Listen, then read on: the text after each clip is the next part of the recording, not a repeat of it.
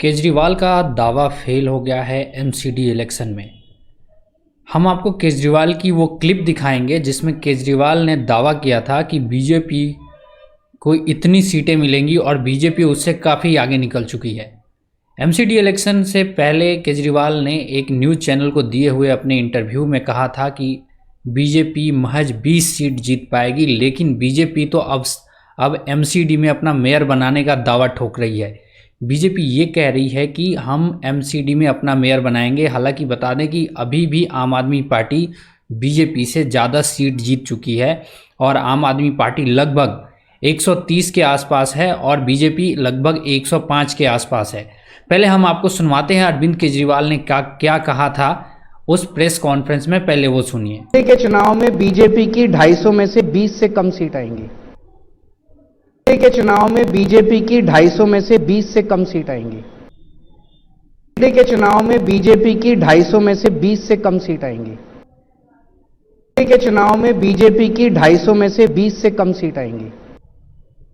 के चुनाव में बीजेपी की 250 में से 20 से।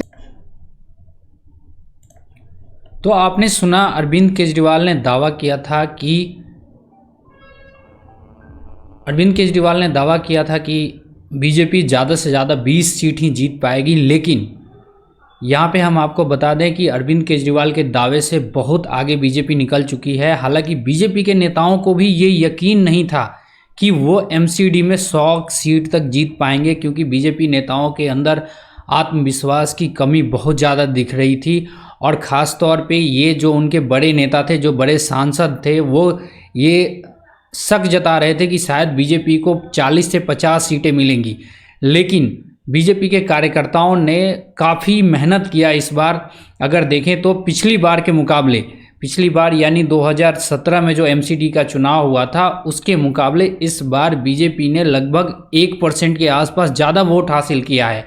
लेकिन आम आदमी पार्टी काफ़ी आगे निकल गई। कहा जा रहा था कि आम आदमी पार्टी इस बार एकदम आंधी की तरह, आम आदमी पार्टी की आंधी होगी एमसीडी में। लेकिन अभी सबसे बड़ी समस्या है कि अगर केजरीवाल की पार्टी को 150 से कम सीटें आती हैं तो एमसीडी में, यानी जो लोकल बॉडी होते हैं उनमें एंटी डिफेक्शन लॉ, यानी कि जो एक दल से दूसरे दल में जाने का कानून लागू नहीं होता है। तो यहाँ पे खतरा है अरविंद केजरीवाल की पार्टी को और दूसरे दलों को, जो कि जिनके मेयर मतलब जिनके पार्षद जीत के आए हैं। हो सकता है बीजेपी उनको अपने पाले में मिला ले। तो ये एक बड़ा खतरा सबके सामने दिख रहा है कि अरविंद केजरीवाल भले 130, 32, 35 तक जाके अगर रुक जाएं, तो अगर 10-15 अगर उनके पार्षद या यूं कहें वार्ड मेंबर को अगर बीजेपी अपने तरफ अपने पाले में कर लेती है, तो अरविंद केजरीवाल के जो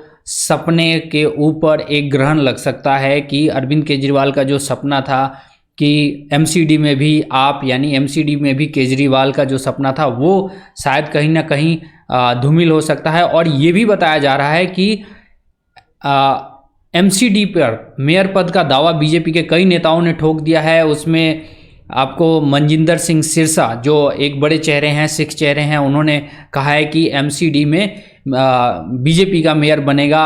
आदेश गुप्ता, जो उनके बीजेपी के अध्यक्ष हैं, उन्होंने भी दावा ठोक दिया है कि एमसीडी में हम अपनी सरकार बनाएंगे। तो ये केजरीवाल के लिए एक खतरे की घंटी है।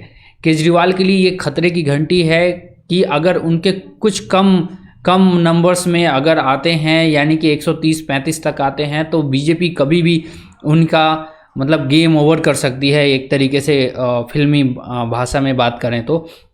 लेकिन अब ये देखने वाली बात होगी कि फाइनल जो टैली क्या हो रही है, फाइनल टैली कितने पे जाके रुकती है एमसीडी में बीजेपी की। और यहाँ पे आपको बता दें कि एमसीडी में जो सत्येंद्र जैन का जो इलाका था वहाँ पे आम आदमी पार्टी हार गई है। मनीष सिसोदिया के इलाके में आम आदमी पार्टी हार गई है। बीजेपी के अध्यक्ष जो आदेश गुप्ता हैं, उनके इलाके में खुद बीजेपी सभी सीटें, 4 सीटें हार गई है।